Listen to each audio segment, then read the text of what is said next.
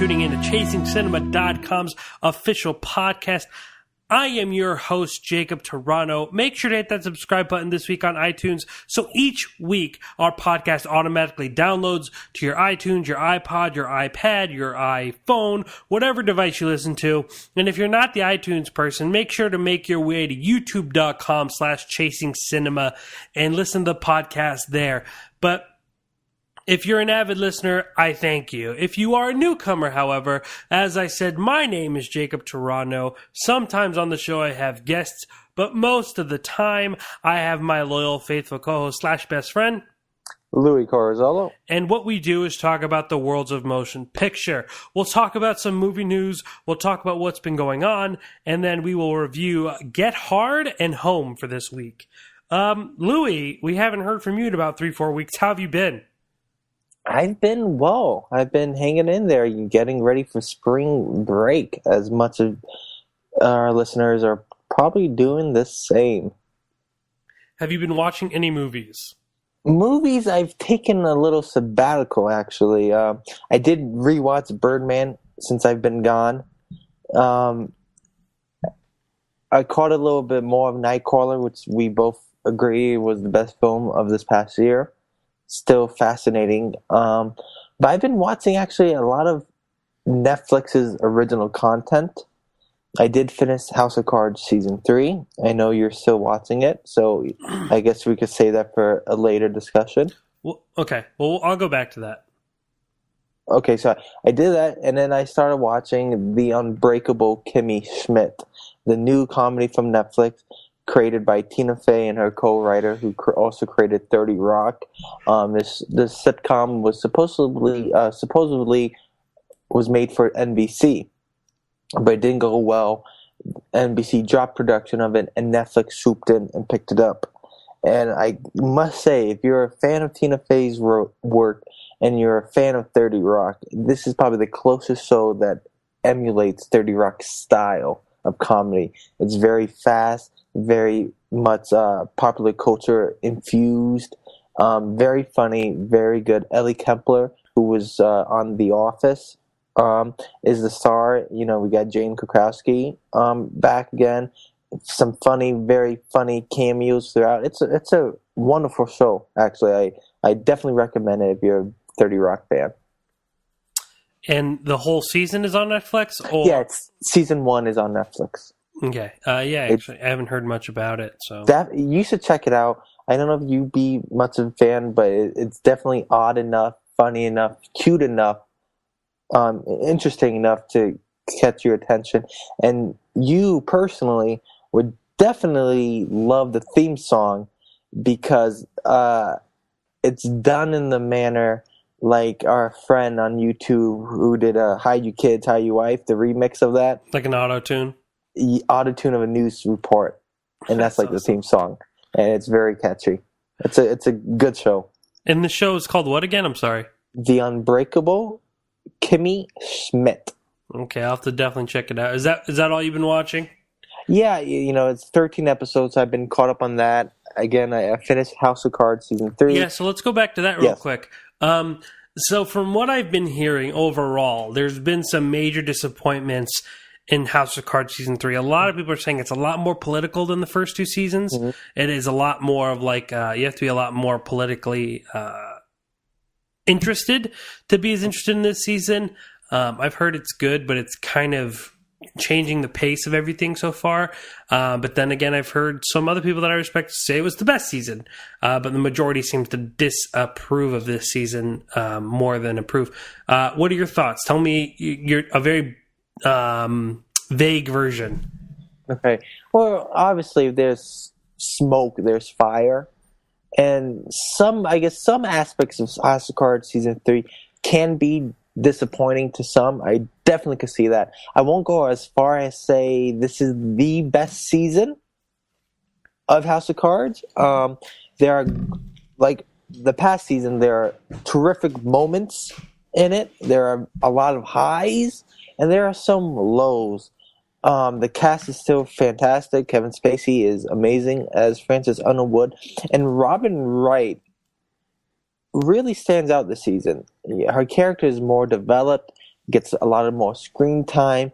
Very interesting, and their dynamic is very interesting in this season, is on more of a focus in this season. So I give season 3 credit for that, because yes, it's definitely heavy in politics, and it's not more of the backstabbing ways of Francis Underwood. But once you're president, it makes sense that you are limited in your ability to control members of Congress and other policies. There's so much you can only do as president, and it kind of, that was a struggle, because we're so used to seeing Francis Underwood as this snake lying in the grass, weaving his way through policies and making people go his way through blackmail, corruption, and murder. But being president, he doesn't have the liberty to do that. So we see him struggle with his power, and then we see Claire wanting her own power as First Lady. So it's very, very interesting in that, and it's rewarding, and it's, leaves you wanting more still. So I give them credit for that. I enjoyed it. I don't think it's as disappointing as some make it out to be, but it's not the best season. There's some low, dull moments in the season where it's just middle ground. It's just exposition to get to where we really want to go with the story. I also heard that Frank, and it's in a way, it becomes a little bit more of a likable character because he does more good than he does bad in this season. Is that true, or do you agree with that, or no? Because I guess as president, you kind of, you expect him to have to do some good things rather than, running around and being crazy. But, I mean... Yeah, like the whole show, like, granted, spoiler alerts for those who haven't seen season 1 and 2, but we can't expect to see Francis Underwood kill his way to the presidency every season, every episode. We can't just expect him pushing people off the subway station, and it's just illogical to think like that. Yeah, even though it's great television and we love it, we just can't have that every episode, every season. So it's refreshing to see a different side of Frank. He's still ruthless, he's still power hungry, but in a way he is humanized in the sense where we get to see a different side of Frank. And it's interesting, Is he a better person after this season? Probably not. But you see a different aspect of Frank. And I think that, causes for a conversation like what we're having now. Yeah, he's not as evil as we may think he is, but he still did kill 2 people. He still is a bad person. So it's fascinating, it's a fascinating character. In the lines of Mr. White, a good person doing bad things because of his situation or career for Francis Underwood, I guess you could say. As far as me, I've been actually doing a lot of watching. Unfortunately, well, not unfortunately, but in consequence of doing a lot of interviews the past couple weeks and talking to a lot of different guests. I know we had Corey Taylor on. We had Sean Otsubo on. We also had... last week we had Jeff Krause on, which was really, really awesome. Excuse me. I haven't had much time to really talk about the movies I've been seeing, or, the ones that we usually do, because each week, if you're, like I said, if you're a newcomer, usually each week we'll talk about movie news, what we've been watching, and then we'll kind of wrap up with a big review of whatever the major release is that week. It's not been like that the last couple weeks because we've had so many different guests on, and we plan on keep having guests and more guests. Every other month, I think we're going to do a filmmaker spotlight where we have an aspiring filmmaker on and we get to talk to them a little bit more about a project that they're working on, and a few other things we have in the works. But like I've been haven't had much time to talk about movies that I've been seeing, such as Insurgent. A lot of people were curious about what I thought about that film. Unfortunately, I thought Insurgent was really, really disappointing. I thought that movie, any hope that I had for the Divergent film in the first place, was lost. Because it seems like for this YA young adult novel, dystopian fad, it would go Hunger Games is the one that none of these can touch.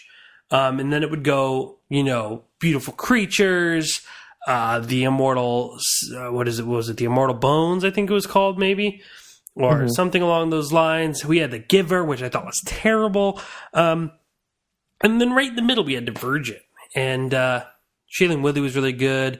It was kind of long. It had great moments and then had really dull moments. I think Louis said it best in his review that it was very give and take of a film that was just kind of right down the middle. And this movie, I think, just totally took what it had going for it and threw it out the window.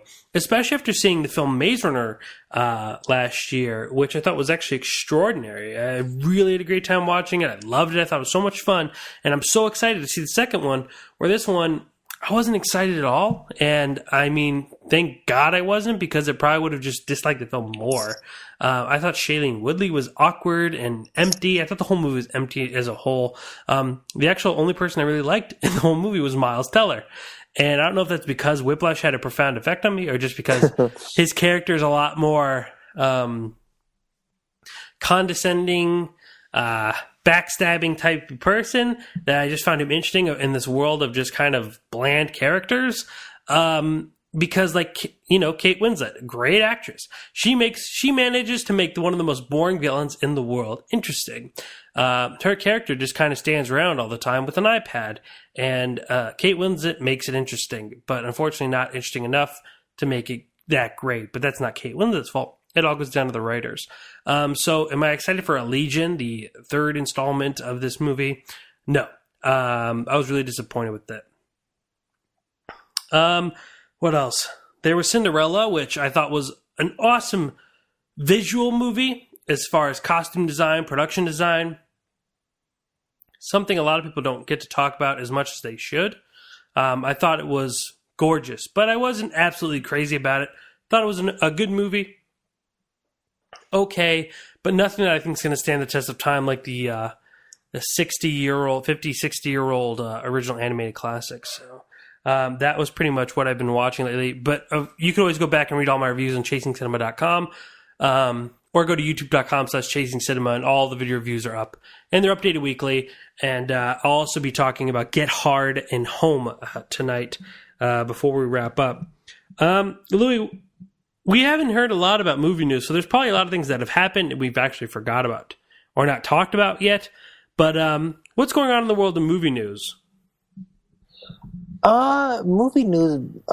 Actually, you know, we are filming a little early, but today, actually, on Wednesday the 25th, they announced that Bradley Cooper is eyeing his first directorial debut, and it's the long in developed remake of A Star Is Born.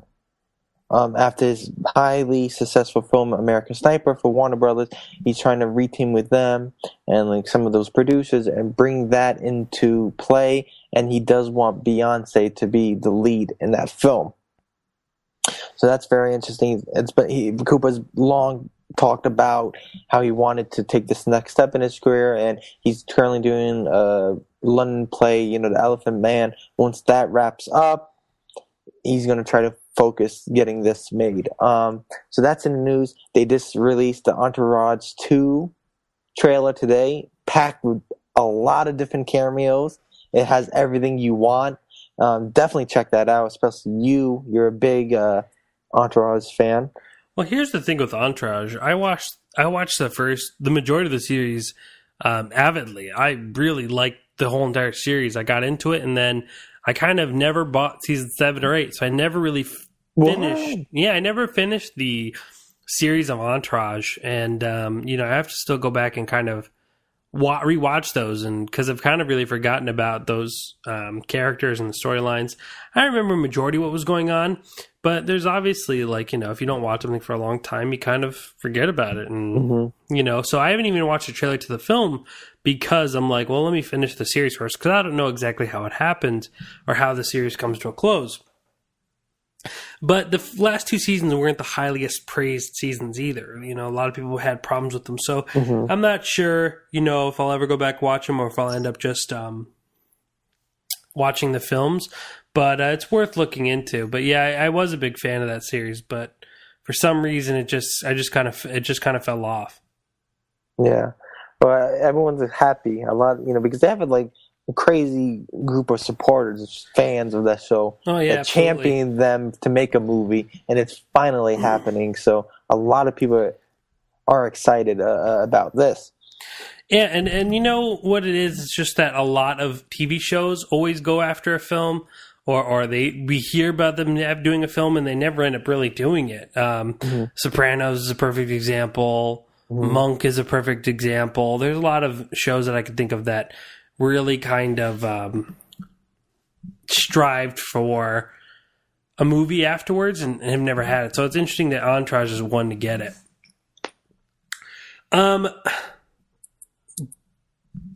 I'll knock off some of my head that I know have been big that have happened probably in this time period where we haven't really talked about news. Before December, before Star Wars Episode 7 even hit the theaters, we have already been announced the release date for Star Wars Episode 8, which will not be very long. Well, I guess it is kind of a year and a half. So this year in December, we have Star Wars Episode 7. And in May of 2017, directed by Rian Johnson, we will have Star Wars Episode 8. I'm excited. I'm game for it. You're game for it? And, well, yes. I think it's hard to even say if we're game for 8 before we even see 7. I have high hopes and optimism for this new series of Star Wars film because I do trust and enjoy the work of the directors and writers involved in bringing 7 and 8 to the screen. I think J.J. Abrams has done a great job with Star Trek. Now, granted, if you talk to diehard Star Trek fans, they might have some problems and disappointments with those films, but on average, on whole, those two Star Trek films were great. Were very good.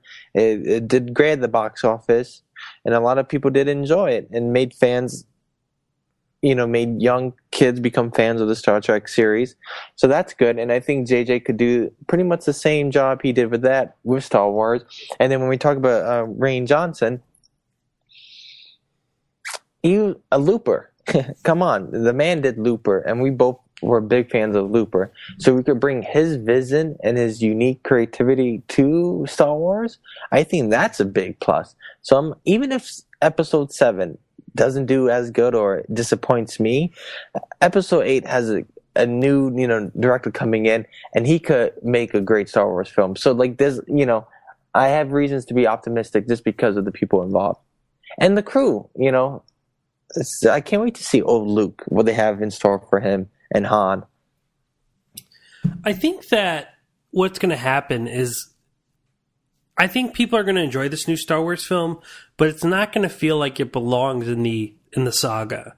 It's going to feel like it's something different, like a different universe type deal. Mm-hmm. Just kind of like how the Star Trek happened. Like Star Trek, and people like that, but it's kind of a new universe type thing. It's not the same Star Trek that they've known and kind of grew up with. It kind of went in a different direction. Same, I mean, not story-wise, but just in the sense that people classify it in a different category than, Trekkies aren't crazy about Star Trek fans aren't crazy about that film. Most of them reacted positively to it, but they just don't consider it in the same universe. It's not that same thing. So I wonder if that's what's going to happen with Star Wars. Is people will like it, but just won't classify it as the Star Wars that they know and love. And it's interesting to know just to see what Abrams does with Star Wars, because in Star Trek, by bringing back the late great Leonard Nimoy to reprise his role as Spock, communicating with the young Spock as a different timeline continuation, which this happened in my, generation, and he's giving advice to the young current Spock. That was very smart because it's not disregarding the past or saying, okay, we're just going to reboot it. This is our take on it through a different, quote unquote timeline. It'd be interesting to see what J.J. Abrams cooks up because we are using some of the former members of the original Star Wars films in this one. So it's going to be interesting, but nothing beats episode 4, 5, and 6. Even the prequels couldn't stand a light to it. It did provide closure and continuation of the stories because we got to see how Darth Vader became Darth Vader. But 4, 5, and 6 are in its own league, and it should stay like that. But I'm still excited, intrigued by the prospects of 7. I think it will be a fascinating time. I think it'll just be a really interesting time to kind of see if I mean, granted, like, I was talking to someone today and they said, well, it'd be cool because Star Wars will kind of come back in. And I was like, I don't know. Has Star Wars ever really left? Star Wars has never been kind of out of fashion. Hasn't. So it doesn't necessarily, it won't be, but I mean, maybe the amount of it will, grow. But I mean, even that, like, I see Star Wars everywhere still to this day. Yeah. But I am interested to see what kind of comes off and how fans appreciate it. I think I'm going to have a different takeaway from it than, Louis or even bigger Star Wars fans take away from it. But, I agree with Louis. There's nothing that tops 4, 5, and 6. And to be honest, I wasn't crazy about the first 3. The new trilogy. Yeah, neither was I. We do have different opinions of which prequels were the better ones. Yeah, I really dislike 3. Yeah, and I thought 3 was the best. But even if I was disappointed in episode 1, 2, or 3, I still found silver linings in them. I still relatively enjoyed them. I still bought them on DVD and on Blu-ray. And I would still watch them again. And that's just the power of creating that universe. And I think the same could happen. For me to really dislike episode 7 is they really have to drop the ball on episode 7. It has to be it has to be nominated for a Razzie for me to be really, oh my God, I can't stand this film, And then, they did announce episode 8, but they also announced the first standalone film, Star Wars Rogue, and it's going to star Felicity Jones. Which I'm a huge fan of. Yes, he's great. And that's interesting. We don't know too much more about what that film totally entails, but we have 2 more Star Wars films coming right after episode 7. So, they're not planning to leave anytime soon. And I did hear a report that they're planning to do a live action TV show in some capacity. Wow, that'd be interesting too. Yeah. The only other thing I could think about off the top of my head as far as movie news is that, strangely enough, and I'm sure Louis is going to laugh because I'm bringing this up, but it has been pretty trending since it was announced. One of my favorites, Kevin Smith, has come out and saying that there's going to be another Mallrats film. There will be a Mallrats 2 as of right now, and we have Jason Lee and a few other characters coming out saying that they'll be returning in Mallrats 2, which is interesting because, the reason why, from his words, but if you're someone like me who just appreciates Kevin Smith and likes him and likes all of his Q&As and his DVDs, An Evening with Kevin Smith or Too Fat for 40, things like that, where he just actually talks and tells stories. You feel if you listen to his podcast, you kind of just feel like you understand him better as a person, and you like his work because he's more of a friend. But I will be the first to say that I think his work's underrated to a degree. Some of his work is, at least.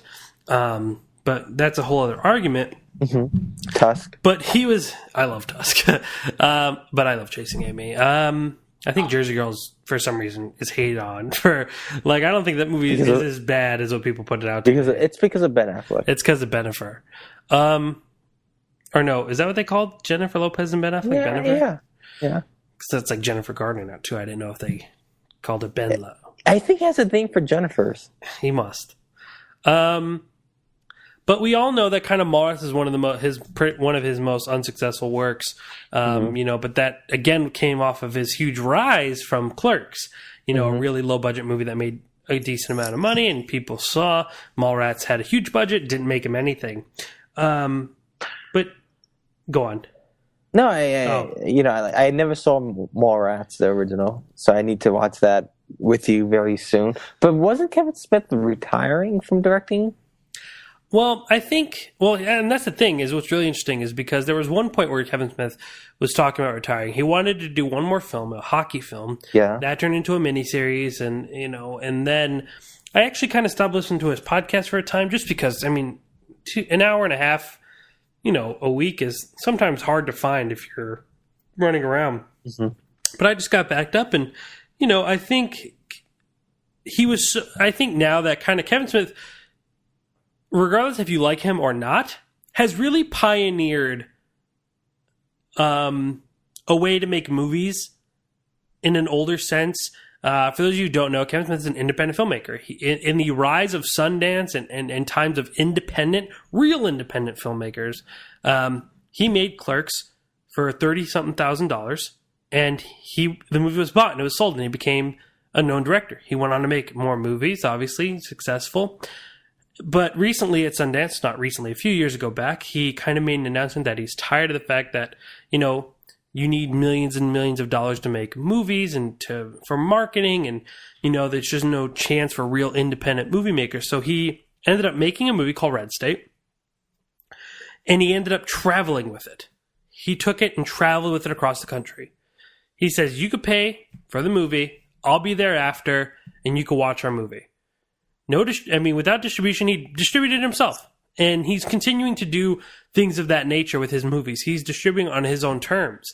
And when you're doing a podcast, me and Louis have many times created stories or plot lines and have laughed about them and thought they were genius. And maybe our audience thinks they're genius too. Maybe they don't. But, something that a stranger would see and would think we were nuts.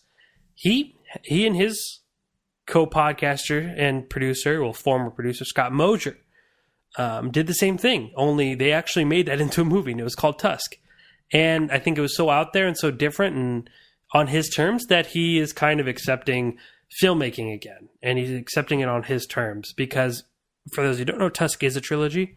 There are 2 more installments. The next one is called Yoga Hosers, which will star Johnny Depp's daughter, and Kevin Smith's and his daughter, because they're best friends.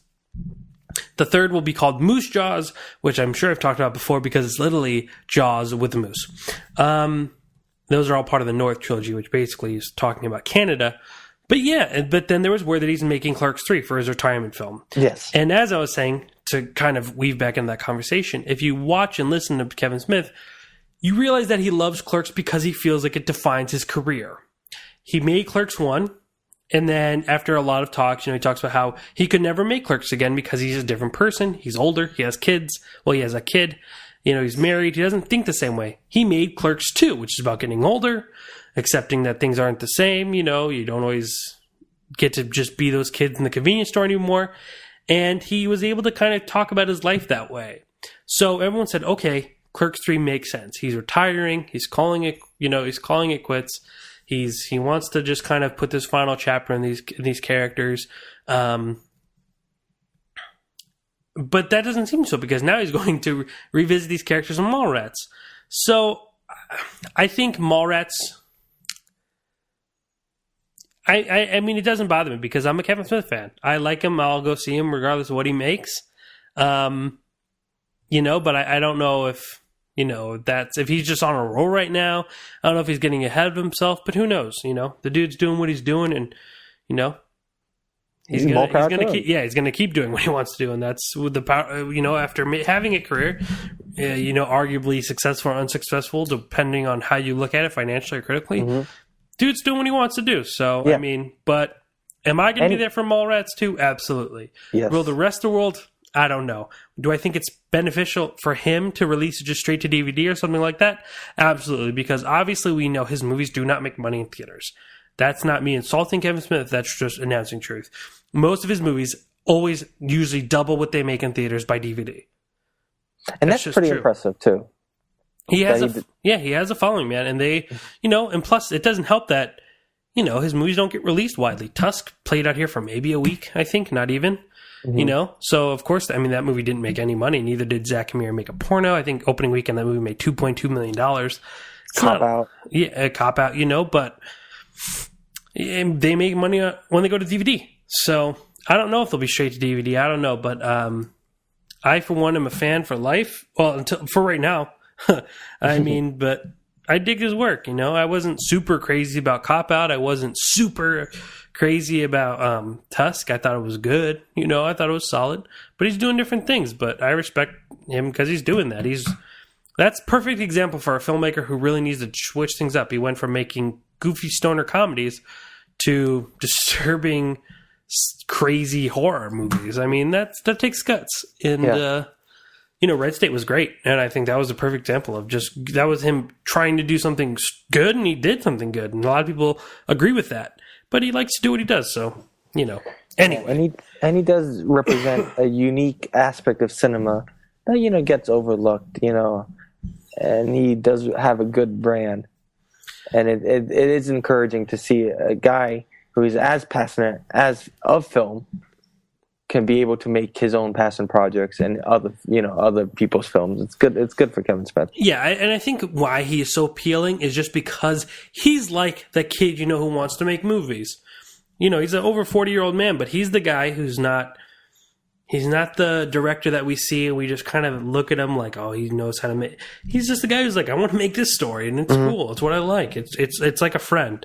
I think it's the easiest way to kind of put it, because if you listen to him and you've heard him and you hear him speak, he's just like your buddy that that's like, I just want to make this movie about something I think's funny. And he's so personable too. And this, go and check out his story about visiting the Star Wars set and seeing the. Falcon, and he starts crying. That's great. He's incredibly personable. If none of you guys have ever heard his 4-hour review or 4-hour podcast, I think it was an hour and a half in 2 parts, or maybe 2 hours in 2 parts, of his Batman, The Dark Knight Rises review. It's amazing. It's hilarious. Yeah. And he cries in that too.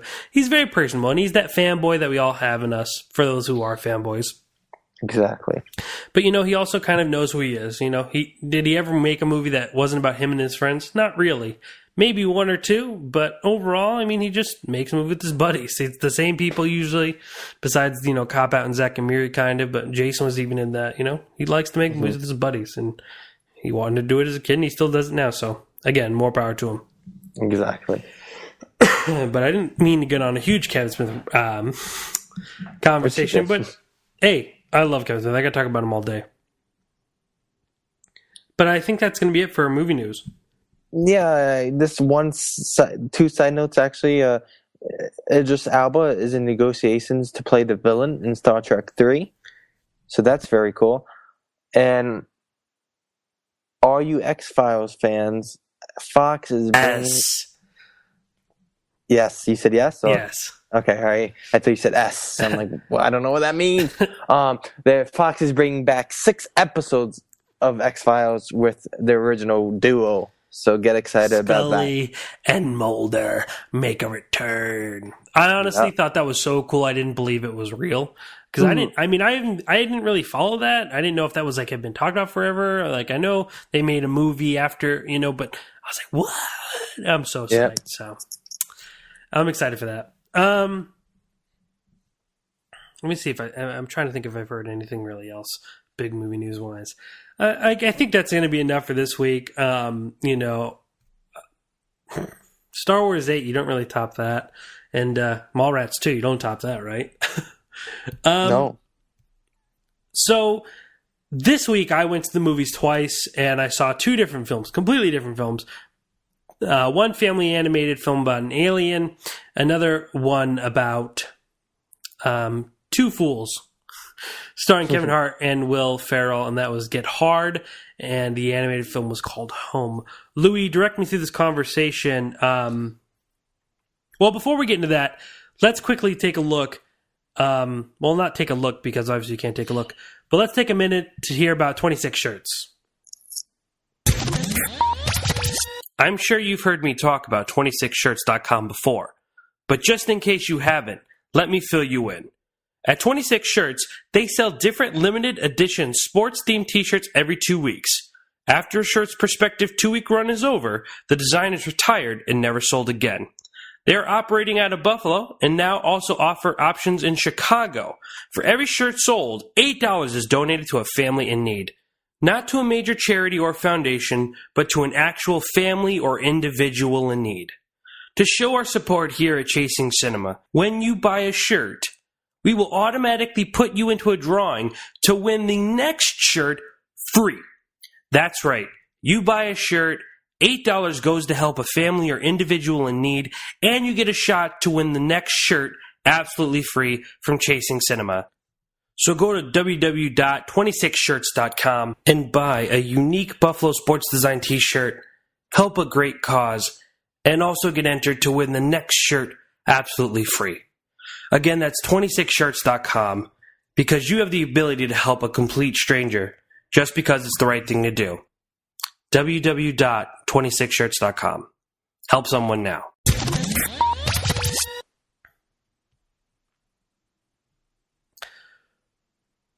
Oh, I don't know if you listen to the podcast lately. You do the little... Yeah. Yeah. Oh, you've been listening? Oh, yeah. It's bullshit.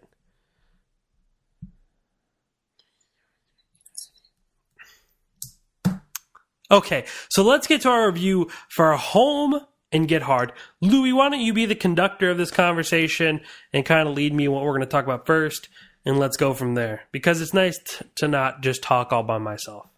Okay, let's start with Go Home. With what?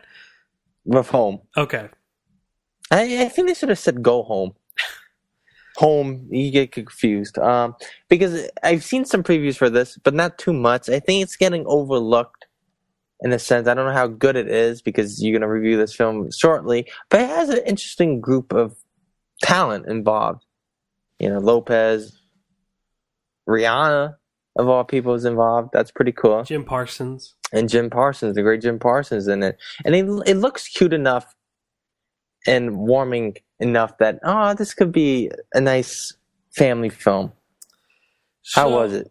Going in, here's what my thought process is. Disney and Pixar, when they team up, but along with Disney by itself now, have dominated the animated war, the animated film war for years. Disney and Pixar obviously have created, is one of the most successful film companies of all time because of how successful their films are. Each year they win the Academy Award. They produce great films. Then they started doing just Disney without the help of Pixar, creating movies like Big Hero 6, Wreck-It Ralph, Frozen. And those movies are also great. Big Hero 6 took home the Academy Award last year. Well, 2014. But they took it home this year. But DreamWorks, this studio that used to be for silly, more childish type humor. They had Shrek, the farting green ogre who, I mean, it was, I like Shrek, I mean, DreamWorks was good, but it never really kind of tackled the more serious stuff and the more beautiful stuff that Disney was going on to. However, you have Kung Fu Panda, which is a very visually awesome film. Cute, silly, but beautiful, awesome. Then we have Kung Fu Panda 2, which maybe not for everyone to see it, but around the silliness is a really complex character and a very, very good movie. Also visually stunning because it uses different types of animation. Fast forward to How to Train Your Dragon 2, which I think was by far the best animated film last year. I think it was a lot better than Big Hero 6. I like Big Hero 6, but I thought How to Train Your Dragon 2 was a phenomenal film. It was in my top 10 favorite films of the year. Mm-hmm. I'm thinking DreamWorks has reached its peak. It has finally developed to a point where it now can be a real competitor. It's not just for kids anymore. It's not silly. It is silly, but it actually really kind of dives into complex things. Home, to me, is sort of a setback.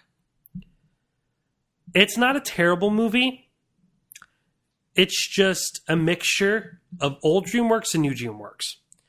And what I mean by that is the first half of the movie is silly and childish and empty, and you're kind of watching a kid's movie. One thing you could ask Louis about, I've always said, is animated films are not kids' movies. That doesn't necessarily mean they're kids' movies. What makes a movie a kids' movie is that it's for the child mentality, and it doesn't strive to be anything smart. It's just very silly and goofy. There's no way you're going to tell me How to Train Your Dragon 2 is a kids' movie. Because it's not. It's a great movie. It just so happens that the whole family can enjoy it. The beginning of Home is a kids' movie. It's goofy aliens and jokey, and it's just empty. There's no soul in this movie. I was just kind of really disappointed in what I was watching. And then the second half of the movie begins. And this movie comes to fruition. and the heart surfaces, and it's great. There's a great moment in this movie that I don't want to spoil, but there's a moment when a character accepts his fate because he realizes what true companionship is. To me, that was amazing. I'm totally for movies really kind of saying something and having a theme and a message, and it bounces off the screen in the second half. But it makes me sit through 45 minutes of nonsense to get there. And I think that's the problem with this movie, is that it's half and half. The second half is great. The first half isn't. And it makes you sit there and sit through it. You know, it makes you sit through Rihanna, her character Tip, putting on the radio to hear Rihanna. You know, and I don't like Big Bang Theory. I'll put that out there right now. Not so much I don't like it. Okay, well, I'll say this. I haven't watched enough to kind of really judge it, but from when I see it on, it annoys me. Usually it's because Jim Parsons is on screen. His character. Sheldon Cooper. Sheldon, thank you. Is the best part of the Big Bang Theory. Which everyone will agree with you. But Next to Howard. I don't care for that show. I don't, I get it. He's the really, smart guy. And then I see this guy on SNL, and he does great. So I think, okay, maybe he could kind of leave that role. But this character, his alien character is named he is Sheldon Cooper. Yeah. He's exactly Sheldon Cooper. I mean, I don't know. I mean, Sheldon obviously has friends, I guess. But beyond that fact, he's Sheldon Cooper. He's a really smart guy who talks above average and says things that we say, but in a way more intellectual, higher speed type Sheldon Cooper voice. And to me, that's not... It's okay. Yeah, I get it. But like the whole half of the movie is just dependent on that. And Rihanna to be funny. And it's just kind of silly. And it doesn't really work. But that second half of the movie really picks up. It really tells a great story. Unfortunately, the problem is I don't know if I'd ever go through the first half again to get to the second half. Mm-hmm. First half uninspired. Very. Dumbed down, silly. Goofy, just for your young kids to laugh at visual gags. But the second half had some emotion, had some heart. It did. It really did. Like the movie had heart the entire time. It just never really kind of came to the surface. It was very childish, like theme type stuff in the very beginning of the movie about just because someone is different, type stuff. But which are great themes, but it just depends on how you carry them and how you treat them. And yeah, I just feel like people aren't going to be too crazy about home. I actually don't think a lot of people are going to go see it in the first place. Yeah. I don't think it's going to do a major, be a major release. And I know Disney's coming with Inside Out, I believe it's called, Disney, which is their new animated film, which is supposed to be phenomenal. So I'm sure we're going to be hearing a lot about that. But I think it was kind of a drop for DreamWorks. Definitely more on the more child side, and not a movie I probably would revisit anytime soon. It does currently have a 39% on Rotten Tomatoes. By the time you're hearing this, you could go back and listen to my review, or you go back and read my review. I unfortunately left it at a 2. I thought it was very dropped in the middle. Like I said, the second one, it was literally split into 2 for me. That first half of the movie, I don't like. I honestly thought it was going to be the first movie I gave a really poor review of. Because I usually always review animated films really great, because most animated films are really good. But this was probably going to be one of the first ones I did a bad review. But the second half came on, and I was in. It just took too long. It really did.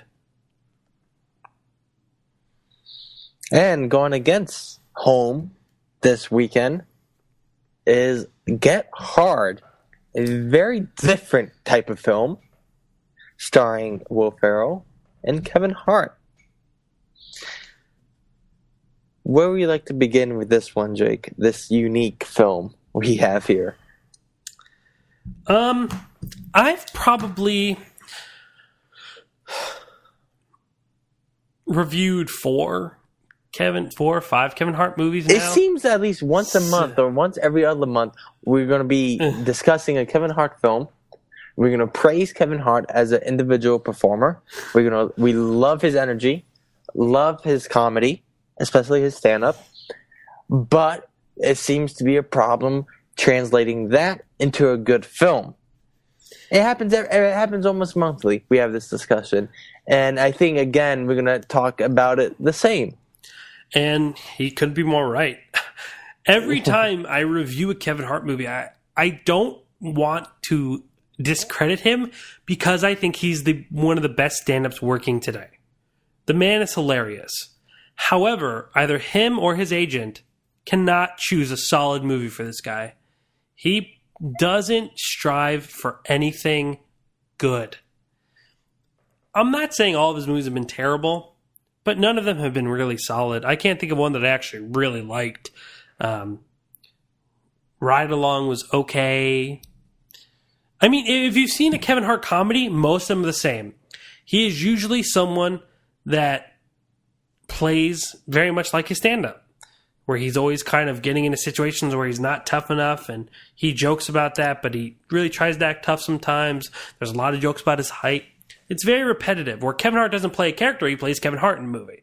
Mm-hmm. You know, and I mean play Kevin Hart, like where he has to be a character in his own sense. You team him up with Will Ferrell. Sorry to cut you off. A guy that most people really think is hilarious and love.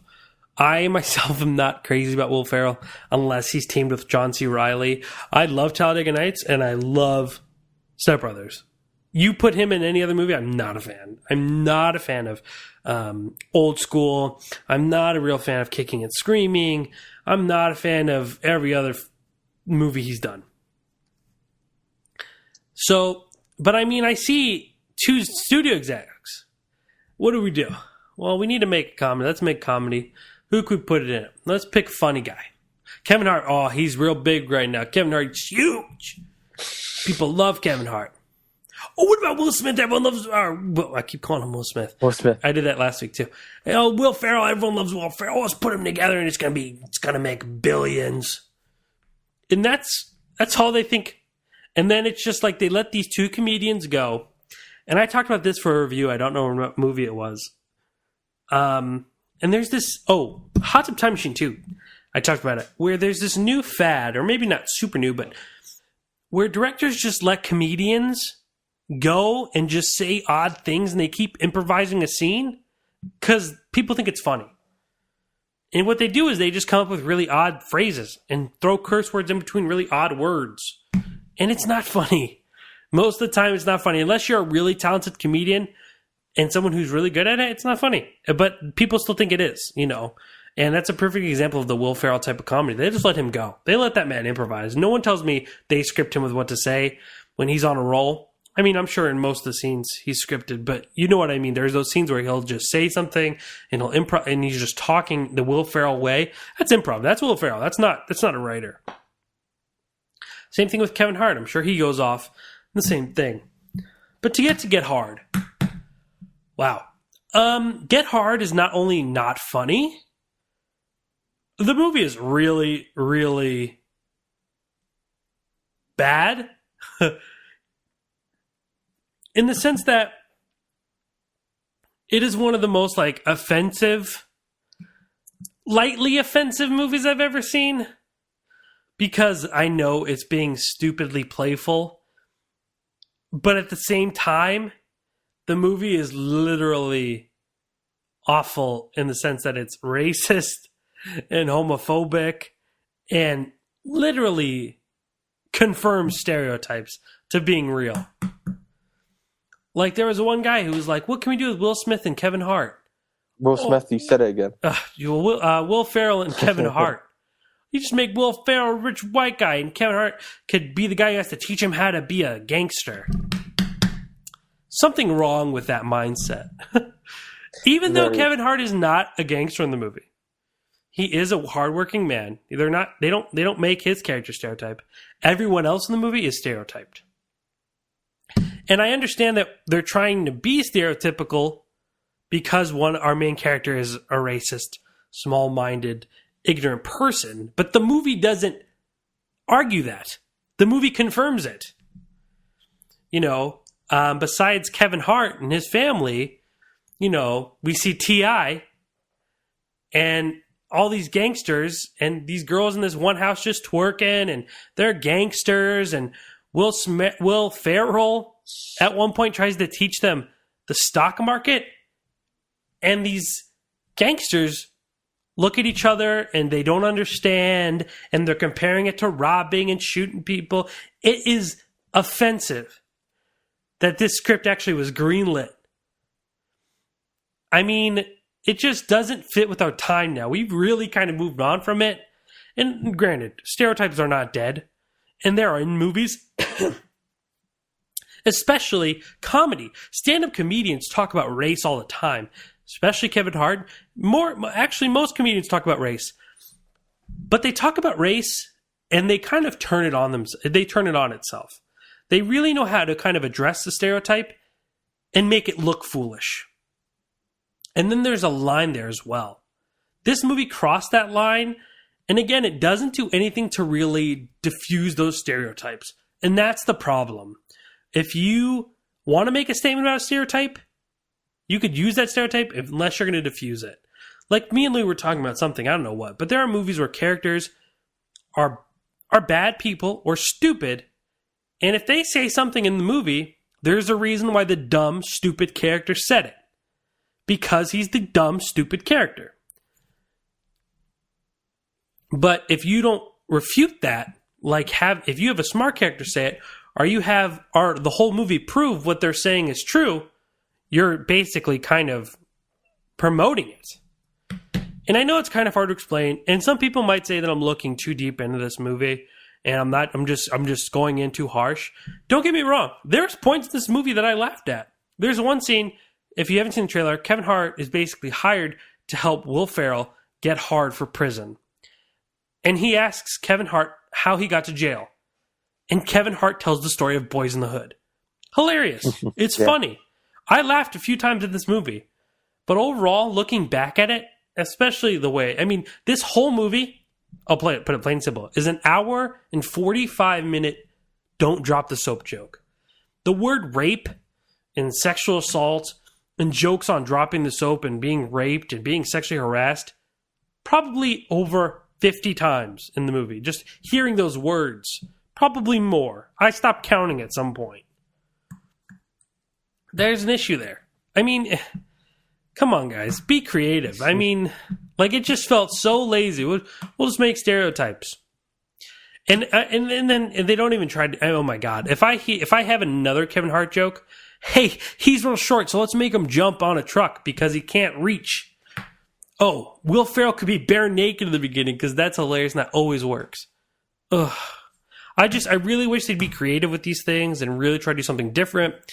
I just found this movie foolish, stupid, slightly offensive, but at the same time so dumb it's hard to take offensive because I don't think it knew any better. But overall, I didn't like it at all.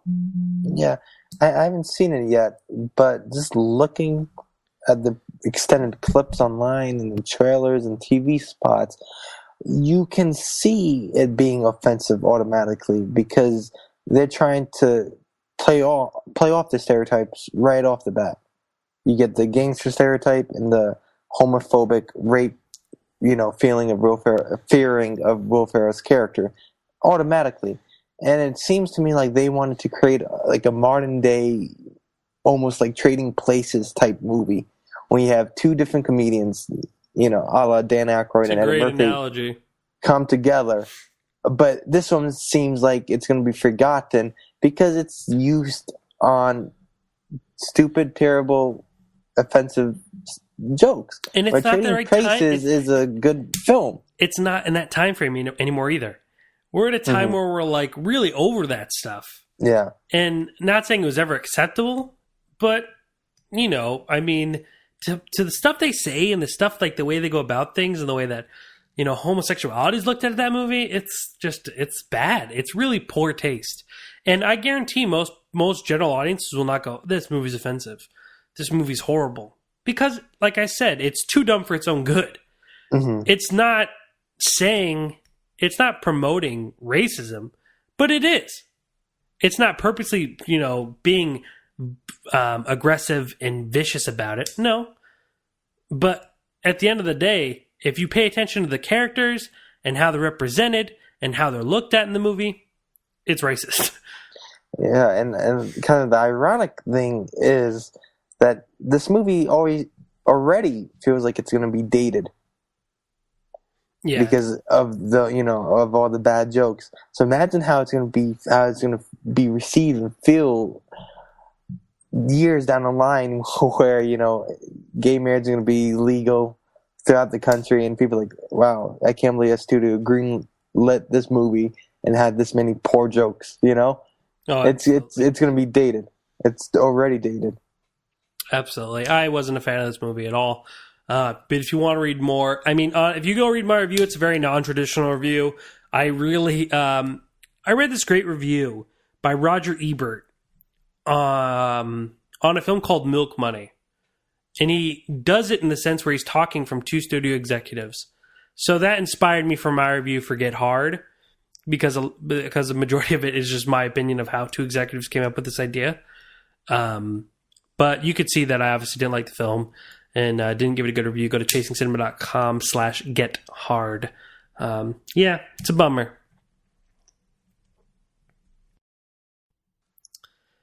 But in that, I think you could also go to chasingcinema.com/home, read my review for that film. But that's going to wrap it up for this week. Unfortunately, not a solid week at the movies. But next week, we will be back with none other than James Shue to talk about Furious 7. Ladies and gentlemen, my name is Jacob Toronto. I'm Louis Carzolo. And please continue chasing cinema.